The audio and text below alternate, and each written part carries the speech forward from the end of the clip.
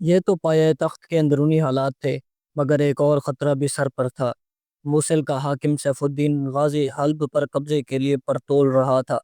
اس صورتحال میں حلب کے حاکم شمس الدین ابن داہیہ نے فیصلہ کیا کہ امرائے دمشق کو حلب پر سیف الدین غازی کے حملے کے خطرات سے ڈرا کر رضامند کیا جائے کہ وہ اب بلا تاخیر الملک الصالح کو حلب روانہ کر دیں تاکہ تخت نشینی کی رسم ادا کی جائے۔ شمس الدین ابن داہیہ نے امرائے دمشق کو سمجھانے کے لیے اپنے طور پر موزوں ترین انسان کو چنا۔ یہ سعد الدین گمشتگین نامی ایک خواجہ سرا تھا۔ نور الدین زنگی کا خادم خاص اور انتہائی ذہین اور فتین انسان تھا، مگر ابن داہیہ کو اندازہ نہ تھا کہ گمشتگین پر اعتبار کر کے وہ کتنی بڑی غلطی کر رہا ہے۔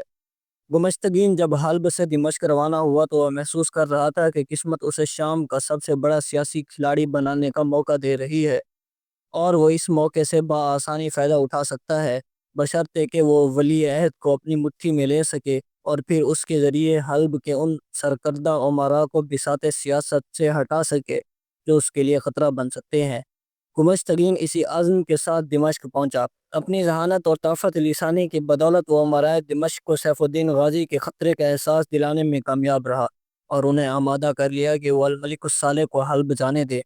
اس دوران اس نے الملک الصالح کو بھی اپنی وفاداری اور خلوص کا پختہ یقین دلا دیا تھا۔ الملک الصالح اپنی ماں سمیت 26 ذی الحجہ 569 کو دمشق سے حلب روانہ ہو گیا۔ اس قافلے میں خاندان داہیہ کا ایک فرد سابق الدین ابن داہیہ اور فوجی جرنیل عز الدین جوردیق بھی تھے۔ گمشتگین راستے میں سایہ کی طرح الملک الصالح کے ساتھ رہا۔ اس نے حلب کے دو بڑے سیاسی کھلاڑی شمس الدین ابن داہیہ اور ابن الخشاب کا پتہ صاف کرنے کے لیے شہزادے کے کان خوب بھرے اور اسے بتایا کہ حلب کے شیعہ سنی فسادات میں یہ دونوں برابر کے شریک تھے۔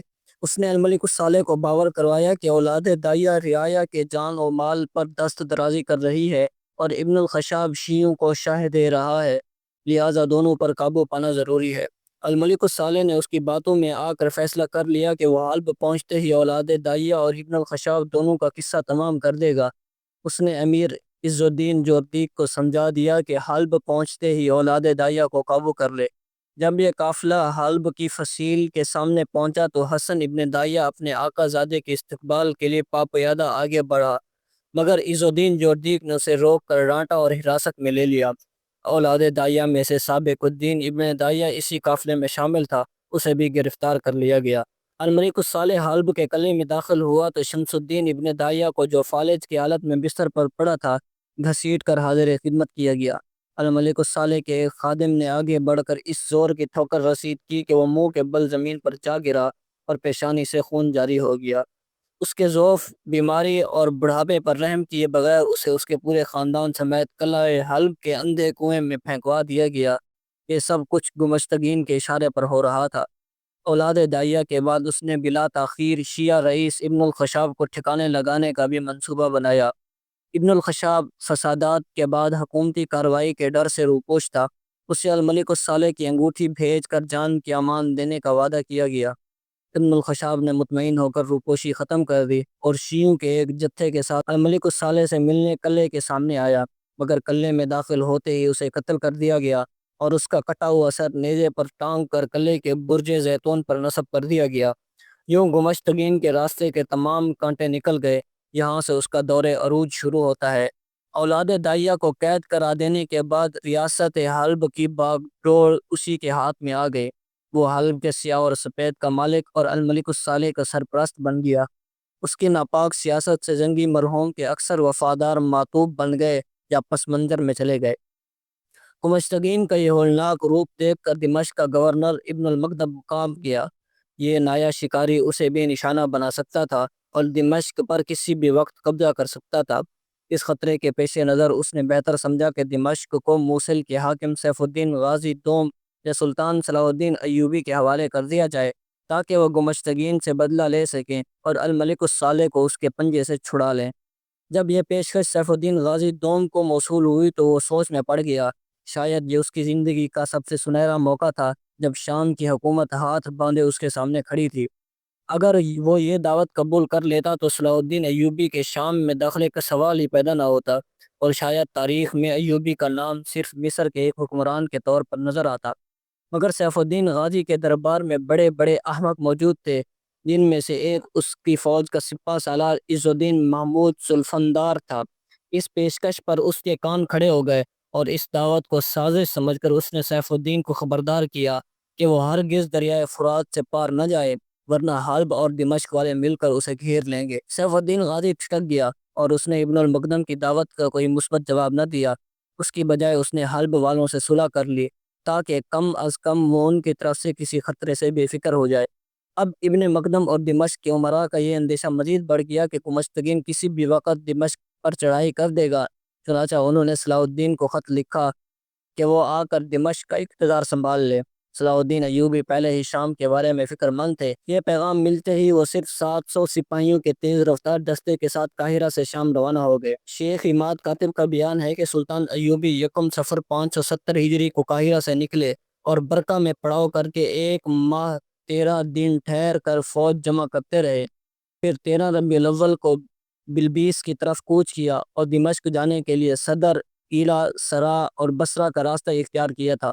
نصرانیوں کے حملے کے خطرات کے باوجود وہ خطرناک صحرا اور سنسان راستوں کو تیزی سے پھلانگتے ہوئے شام کے سرحدی شہر بصرہ پہنچ گئے۔ در حقیقت انہوں نے بہت بڑا خطرہ مول لیا تھا۔ ان کے پاس گنتی کے سپاہی اور معمولی سی رقم تھی۔ ان کی حالت کا اندازہ اس سے لگایا جا سکتا ہے کہ بصرہ کے حاکم کو صلاح الدین ایوبی کے وزیر یا تدبیر قاضی فاضل سے حیرت زدہ لہجے میں کہنا پڑا، تمہارے ساتھ کوئی فوج نظر نہیں آتی، جبکہ یہ ملک کسی بڑے لشکر کے بغیر حاصل نہیں کیا جا سکتا۔ فرض کرو اگر مقامی امراء تمہیں شہروں میں داخل ہونے سے ایک دن کے لیے بھی روک دیں تو تمہیں دیہات کے لٹیرے ہی لوٹ لیں گے۔ ہاں، اگر تم مال و دولت کی کافی مقدار ساتھ لائے ہو تو لشکر کے بغیر بھی کام نکل سکتا ہے۔ قاضی فاضل نے مسکرا کر کہا، ہمارے پاس مال کی کمی نہیں، ہم پورے 50,000 دینار ساتھ لائے ہیں۔ چونکہ یہ رقم امراء کو خریدنے کے لیے بہت کم تھی، اس لیے قاضی فاضل کا جواب سن کر بصرہ کا حاکم ہکا بکا رہ گیا اور پھر اپنا سر پیٹ کر چلایا، ارے تم خود بھی مرے اور ہمیں بھی مروا دیا۔ حقیقت یہ تھی کہ قاضی فاضل نے 50,000 دینار بھی زیادہ بتائے تھے۔ صلاح الدین ایوبی کے پاس اخراجات کے لیے صرف 10,000 دینار تھے۔ صلاح الدین ایوبی نے اب تک شام پر قبضے کا ارادہ نہیں کیا تھا۔ وہ صرف شام کی سیاست کو سدھارنا اور اسے ان نقائص سے پاک کرنا چاہتے تھے جو فرنگیوں کی بالادستی اور مضبوطی کا باعث بن سکتے تھے۔ تاہم حالات کا بے لاگ تجزیہ کرتے ہوئے یہ کہا جا سکتا ہے کہ شام کو فرنگیوں سے بچانے کا اصل اور پائیدار حل یہی تھا کہ وہاں منتشر اور روبہ زوال عتاب کی سلطنت کا خاتمہ کر کے ایک نئی مضبوط حکومت قائم کی جاتی، کیونکہ ابھی تک شام کے ساحلوں پر نصرانیوں کی متعدد مضبوط ریاستیں موجود تھیں۔ القدس بدستور ان کے قبضے میں تھا اور پورا یورپ ان کی پشت پناہی کر رہا تھا۔ ان سے شام کا دفاع ایک مضبوط اور متحد بڑی حکومت کے بغیر ناممکن تھا، جبکہ زنگیوں کی سلطنت موصل، حلب اور دمشق کے 3 بڑے خود مختار ٹکڑوں میں بڑھ چکی تھی۔ ان کے علاوہ خود مختاری کے دعوے دار چھوٹے چھوٹے قلعےدار بھی کم نہ تھے، جن میں سے ہر ایک خود کو مستقبل کا شاہ تصور کیے ہوئے تھا۔ سیف الدین خود اپنے ہم مذہبوں کے شہروں کو تاراج کر رہا تھا اور فرنگیوں کو مال و زر دے کر ان سے دوستی گانٹ رہا تھا۔ دیگر امراء بھی اپنی اپنی اغراض اور مفادات کے تحفظ میں مشغول تھے۔ ارض مقدس کو بازیاب کرانے کا جذبہ فراموش ہو چکا تھا۔ الملک الصالح جیسے کم عمر اور بھولے بھالے حکمران کی آڑ میں سیاست بازی چہ اطفال بنا دی گئی تھی۔ بس جال سازی کے پرتوں میں لپٹی اس کمزور حکومت کو ختم کیے بغیر شام میں نصرانیوں کے خلاف جہاد ناممکن تھا۔ یہ تمام حالات سلطان صلاح الدین ایوبی کے سامنے تھے اور وقت کا تقاضا بھی یہی تھا، مگر اس کے باوجود وہ امرائے شام کو اپنی اصلاح کا موقع دے کر ان پر اتمام حجت کر دینا چاہتے تھے۔ اگر اس میں کامیابی نہ ہوتی تو پھر آخری راستہ نئی حکومت کے قیام کے سوا کچھ نہ تھا۔ مذکورہ حالات کے پیش نظر شام کی سیاست کے بارے میں سلطان کی پالیسی پر اس بدگمانی کی گنجائش نہیں رہتی کہ سلطان نے حب جاہ اور ہوس اقتدار کے تحت شام میں دخل اندازی کی۔ اس بارے میں سلطان اس قدر نیک نیت تھے کہ اس کا خود یورپی مورخین کو اعتراف ہے۔ لین پول لکھتا ہے، جب تک صلاح الدین ایوبی کو یقین نہ ہو جاتا کہ مسلمانوں کے عام مفادات خصوصاً ان کے دین کی حفاظت کے لیے مداخلت ضروری ہے، وہ اپنی سلطنت کو وسعت دینے سے اعتراض کرتا۔ اسے ایک ایسے شخص کو نقصان پہنچا کر اپنا فائدہ حاصل کرنے کی ہوس نہ تھی جس سے قریبی تعلقات تھے اور اس کا باپ صلاح الدین ایوبی کا آقا اور سرپرست رہ چکا تھا۔ شام کی حالت ایسی تھی کہ جو کچھ صلاح الدین ایوبی نے کیا اس کے سوا کوئی چارہ نہیں تھا۔ 29 ربیع الاول 570 ہجری کو صلاح الدین ایوبی دمشق پہنچے جو چند سال پہلے تک ان کا وطن تھا۔ انہیں بلانے والے عمراء نے گرم جوشی سے استقبال کیا۔ صلاح الدین نے اپنے والد کی حویلی دارالعقیقی میں قیام کیا۔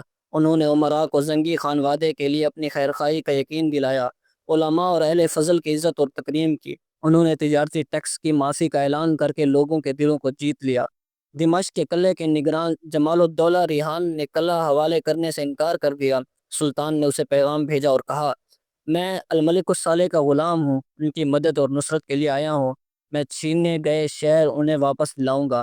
دمشق کے قاضی کمال الدین شہروزی نے بھی قلعے دار کو سمجھایا اور آخر کار قلعے کے دروازے بھی کھل گئے۔ صلاح الدین ایوبی نے دمشق سے مصر مراسلہ بھیجا تو اس میں لکھا، ہمارے بصرہ پہنچنے کے دن اور اس سے پہلے ترکوں اور کردوں کی افواج، عمراء، عرب بدو اور سردار نیز گرد و نواح کے لوگ بکثرت جمع ہو گئے۔ دمشق سے خطوط پر خطوط آ رہے تھے۔ مراسلہ نگار اگرچہ خود موجود نہ تھے مگر پیغام دے کر کہتے تھے کہ شہر اطاعت کے لیے تیار ہیں اور کامیابی قریب ہے۔ دوسرے مراسلے میں لکھتے ہیں، 24 ربیع الاول کو ہم نے بصرہ سے کوچ کیا۔ والی بصرہ نے ہر طرح سے خدمت کی۔ ہفتہ 27 ربیع الاول کو چچا اسد الدین شیرکو کے بیٹے ناصر الدین اور امیر سعد الدین بن انز کے لڑکے سے ملاقات ہوئی۔ اتوار کو دمشق کے چوبی پل پر پہنچے جبکہ دمشق کے سپاہی استقبال کے لیے آ رہے تھے۔ پیر 29 ربیع الاول کو ہم سوار ہوئے اور دمشق پہنچے۔ چند افراد نے مزاحمت کی جن کو لشکر نے قرار واقعی سزا دی۔ دمشق میں داخل ہو کر ہم اپنے والد کی حویلی میں ٹھہرے۔ لوگوں کے دل خوش کرنے کے لیے محصول تجارت معاف کرنے کی منادی کرا دی۔